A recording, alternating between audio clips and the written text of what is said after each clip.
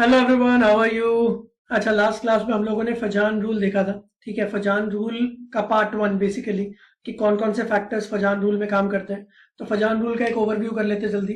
Fazan rule ये बोलता है कि every ionic compound has a covalent nature in it. ठीक है, और वो कोवेलेंट नेचर किस बात पर डिपेंड करती है कि केटायन ने एनायन के इलेक्ट्रॉनिक क्लाउड को कितना डिस्टॉर्ट कर दिया।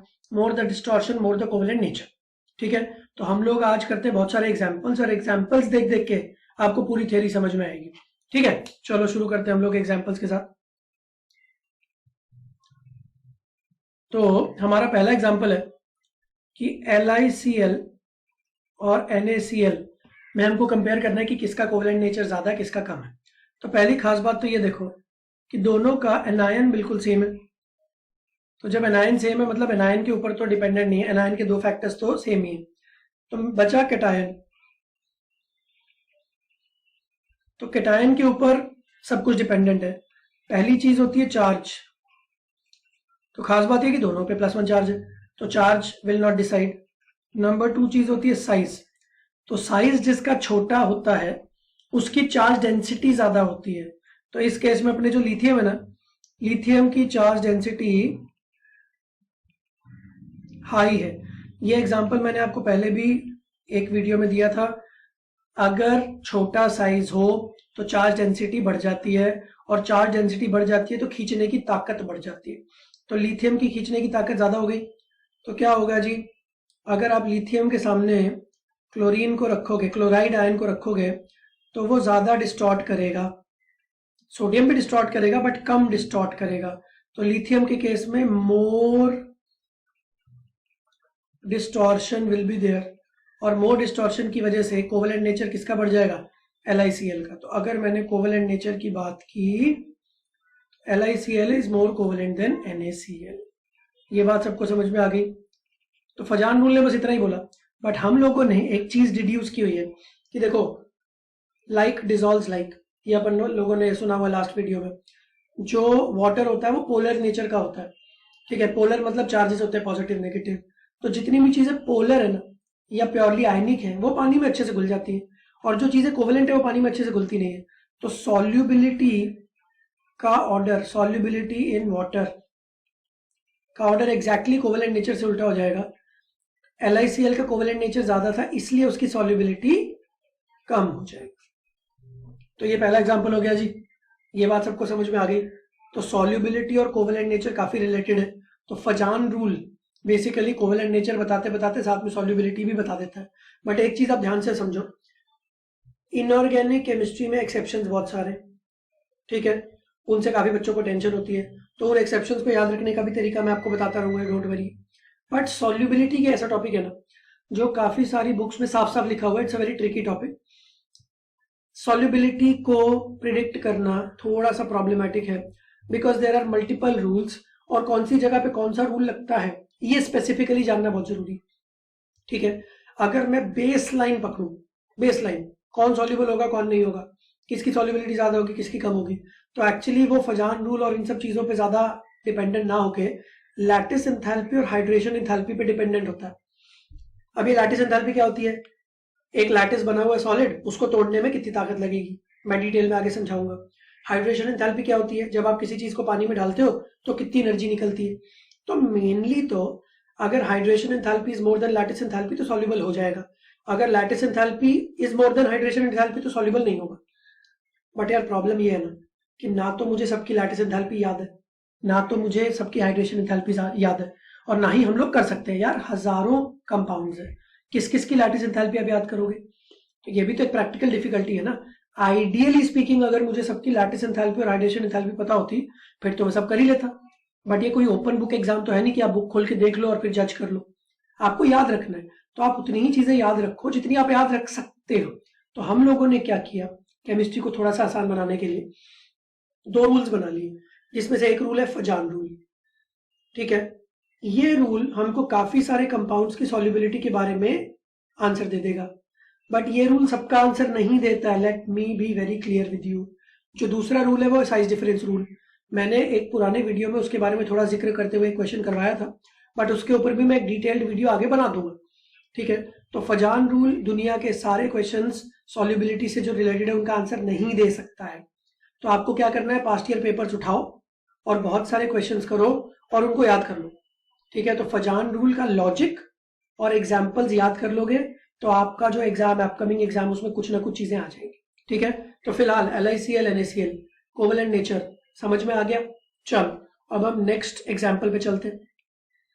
नेक्स्ट एग्जाम्पल में मैं पहले आपको इस स्यूडो नोबल गैस का एक कॉन्सेप्ट समझा देता हूं। ये स्यूडो नोबल गैस कॉन्फ़िगरेशन बोलते किसको है?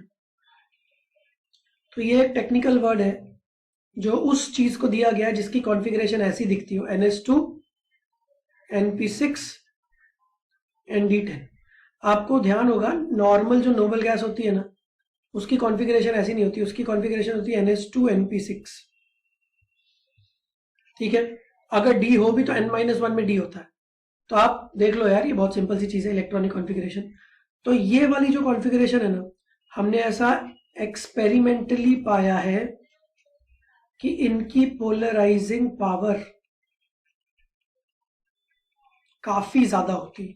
अब क्यों होती है इसका रीजन तो हमको डी ब्लॉक में मिलेगा, because maximum pseudo noble gas configuration वाले जो कंपाउंड्स होते हैं या जो आयंस होते हैं वो डी ब्लॉक वाले होते हैं। ठीक है, तो फिलहाल हमको बस ये वाली चीज छाननी है कि किस में है। तो एग्जांपल में देता हूं कॉपर +1।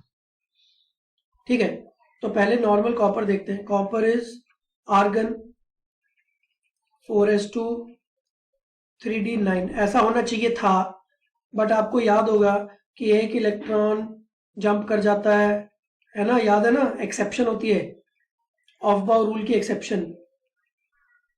तो रियल कॉन्फ़िगरेशन है ये। आई होप यहां तक बात समझ में आ गई। ठीक है, अच्छा अब ध्यान से समझो, जब आप ये बोलते हो कि मुझे कॉपर का एक इलेक्ट्रॉन निकालना है, तो हम लोगों ने इलेक्ट्रॉनिक कॉन्फ़िगरेशन में सीखा हुआ है, इसके ऊपर भी मैं डिटेल्स वीडियो बना दूंगा एटॉमिक स्ट्रक्चर में, कि जब आप एक इलेक्ट्रॉन निकालते हो तो वो आउटर मोस्ट शेल में से निकलना चाहिए। आउटर मोस्ट शेल हमारे केस में कौन है, 4s1। तो ये क्या बन जाएगा, आर्गन 4s0 3d10। अब आप जरा आर्गन को डिटेल में लिखो।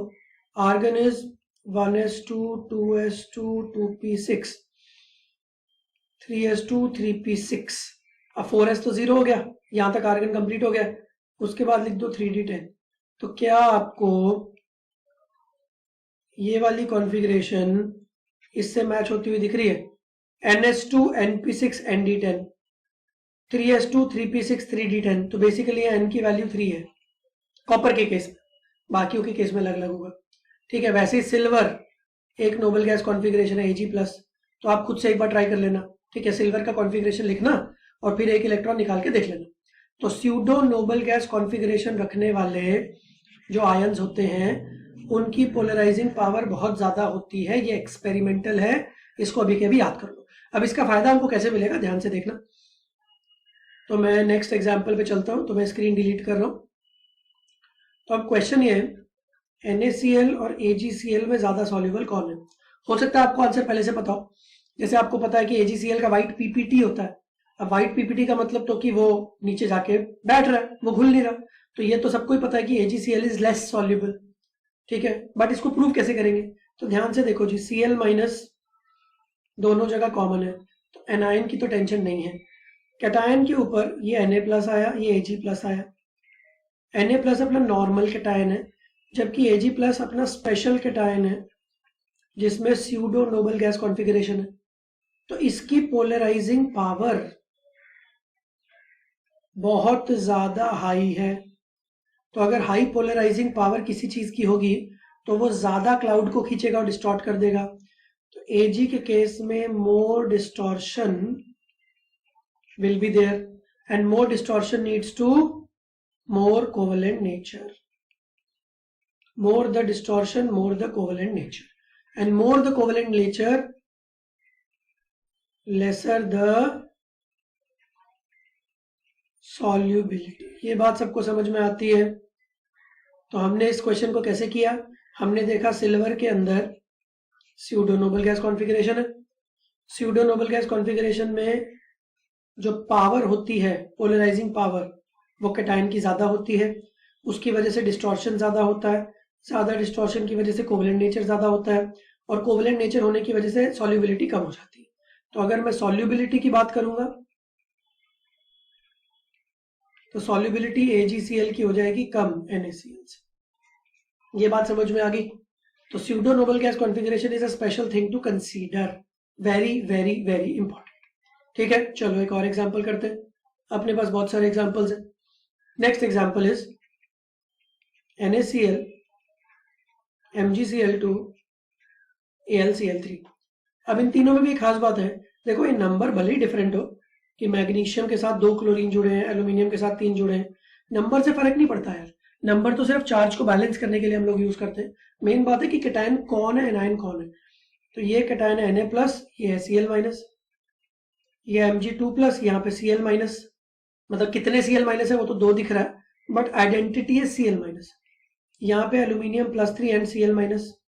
ठीक है, तो मेन चीज है कि एनायन तो भाई तीनों में सेम है, तो only thing that depends is cation.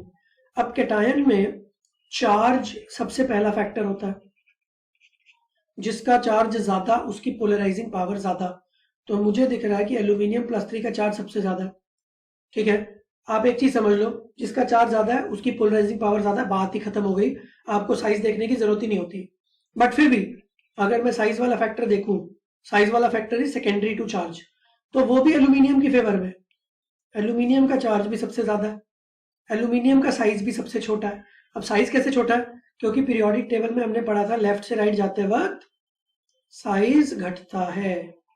तो सोडियम सबसे लेफ्ट में होता है, फिर मैग्नीशियम होता है, फिर एल्यूमिनियम होता है। ठीक है, इसके ऊपर मैं पीरियोडिक टेबल में वीडियोस बनाऊंगा, डोंट वरी। तो चार्ज भी सबसे ज्यादा एल्यूमिनियम का है, ठीक है, और साइज भी सबसे छोटा एल्यूमिनियम का है। तो साइज और चार्ज अगर दोनों ही एल्यूमिनियम के फेवर में है, तो एल्यूमिनियम की पोलराइजिंग पावर सबसे ज्यादा है। तो मोर पोलराइजिंग पावर की वजह से कोवेलेंट नेचर भी सबसे ज्यादा NaCl3 का ही होगा। तो अगर मैं कोवेलेंट नेचर के हिसाब से अरेंज कर दूं, एल्यूमिनियम क्लोराइड का कोवेलेंट नेचर सबसे ज्यादा, फिर मैग्नीशियम क्लोराइड और फिर सोडियम क्लोराइड। ये बात सबको समझ में आती है? पक्का ये बात सबको समझ में आ गई? तो ये भी एक एग्जांपल हो गया जो कि अपना फजान रूल से एक्सप्लेन हो रहा है। ठीक है, अब अगर आप कोवेलेंट नेचर के उल्टा बात करो, सॉल्युबिलिटी, तो सॉल्युबिलिटी किसकी ज्यादा होगी? तो भाई जिसका कोवेलेंट नेचर सबसे ज्यादा है उसकी सॉल्युबिलिटी सबसे कम होगी, उल्टा हो जाता है। ठीक है, चलो अब इसको लिख लो। अब मैं एक एग्जांपल और करवाऊंगा। चलो नेक्स्ट एग्जांपल करते हैं। Calcium fluoride, calcium chloride, calcium bromide, calcium iodide, ये 4 एग्जांपल है। अब इन चारों में कैटायन अपना सेम है, कैटायन सेम है, एनायन डिफरेंट है। यहाँ पे anion F-, Cl-, Br-, I-। हम सबको पता है as we go down the group size increases, और सबसे नीचे कौन है? Fluorine, chlorine, bromine, iodine. तो आयोडीन के ऊपर negative charge is the most biggest, सबसे बड़ा। ठीक है, अब चार्ज सब पे सेम है तो चार्ज की तो टेंशन नहीं। तो पहला फैक्टर होता है चार्ज, वो सबका सेम है। अब दूसरा फैक्टर होता है साइज, जिसका साइज बड़ा उसकी पोलराइजेबिलिटी आसान, मतलब उसको पोलराइज करना आसान है। तो हमारा जो कैल्शियम है, कैल्शियम पे जो +2 चार्ज है वो I- को बहुत ही आसानी से खींच लेगा। उसके लिए F- को खींचना उतना आसान नहीं होगा, बट I- को खींचना काफी आसान होगा। तो मोर पोलराइजेशन किस केस में होगी? मोर डिस्टॉर्शन किस केस में होगी? आयोडाइड के केस में। तो मोर the distortion more the covalent nature. ठीक है, तो मैं अगर कोवेलेंट नेचर को एक्सप्लेन कर रहा हूं तो कोवेलेंट नेचर होगा calcium iodide, calcium bromide, calcium chloride, इस तरीके से। और फिर अगर आप सॉल्युबिलिटी की बात करो तो उल्टा हो जाएगा सब। ठीक है, ये बात सबको समझ में आ गई? पक्का? चलो एक एग्जांपल और करेंगे। काफी बच्चों के कमेंट्स आ रहे थे कि सर एग्जांपल्स और करवाओ, तो बेटा भर भर के एग्जांपल्स करो। चलो ठीक है, एक एग्जांपल और जो काफी इंपॉर्टेंट है अपना आयनिक केमिस्ट्री के पॉइंट ऑफ व्यू से भी। AgCl, AgBr, AgI तीनों ही इनसॉल्युबल है, तीनों ही PPT है। ये व्हाइट कलर का, ये पेल येलो और ये येलो, बट तीनों में भी सॉल्युबिलिटी किसकी थोड़ी कम है, थोड़ी ज्यादा। ठीक है, आयनिक इक्विलिब्रियम की मेरी प्लेलिस्ट में जब आप जाके देखोगे तो मैंने सॉल्युबिलिटी प्रोडक्ट नाम का एक टॉपिक डिस्कस किया हुआ है, जिसको आप KSP बोलते हो। ठीक है, और मैंने उसमें बताया हुआ है कि जिसको आप नॉट सॉल्युबल बोलते हो, ठीक है, PPT, वो भी पार्शियली सॉल्युबल होता है, उसकी सॉल्युबिलिटी बड़ी कम होती है, जीरो नहीं होती है, कम होती है, और कम होती है इसलिए हमको दिखती नहीं। ठीक है, तो KSP उसके लिए यूज करते थे। तो तीनों के लिए अब हमको डिसाइड करना है। तो पहली चीज भाई, तीनों में Ag+ है, तो ये जो special pseudo noble gas configuration वाला फंडा है, ये तो तीनों में ही कॉमन है, तो वो तो लगेगा नहीं। फिर अब बात आ गई एनायन पे, Cl-, Br-, I-।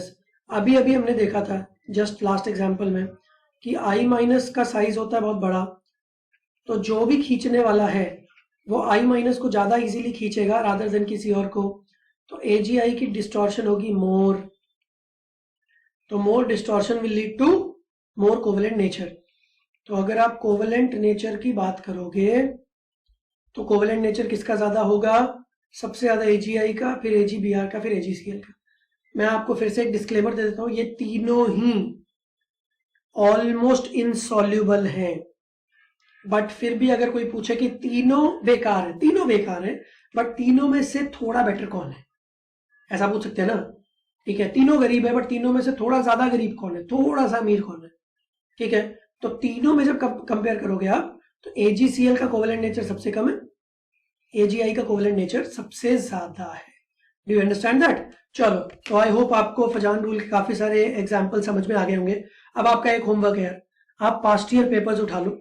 ठीक है, अगर आप बोलोगे, अगर काफी सारे कमेंट्स आएंगे इस चीज के कि सर PDF हमको दे दो, तो मैं वो भी काम कर दूंगा, डोंट वरी। बट आपके पास कोई ना कोई बुक होगी, ठीक है, पास्ट ईयर क्वेश्चंस उठाओ और फजान रूल के कम से कम 10, 15, 20 क्वेश्चन कर लो, ताकि ग्रिप आ जाए टॉपिक पे। ठीक है, और फिर अगर कोई स्पेसिफिक डाउट हो तो मुझसे चैट बॉक्स में पूछ लो, कमेंट बॉक्स में पूछ लो। ठीक है, चलो फिर, तो आई होप ये फजान रूल का वीडियो देख के आपको फजान रूल की काफी कॉन्सेप्ट्स समझ में आ गए होंगे, और हम लोग आगे भी बातों बातों में काफी सारी चीजें डिस्कस करते रहेंगे। ठीक है, चलो नेक्स्ट वीडियो में मिलते हैं, एक और बढ़िया सा कॉन्सेप्ट लेके आता हूँ। चलो, बाय बाय।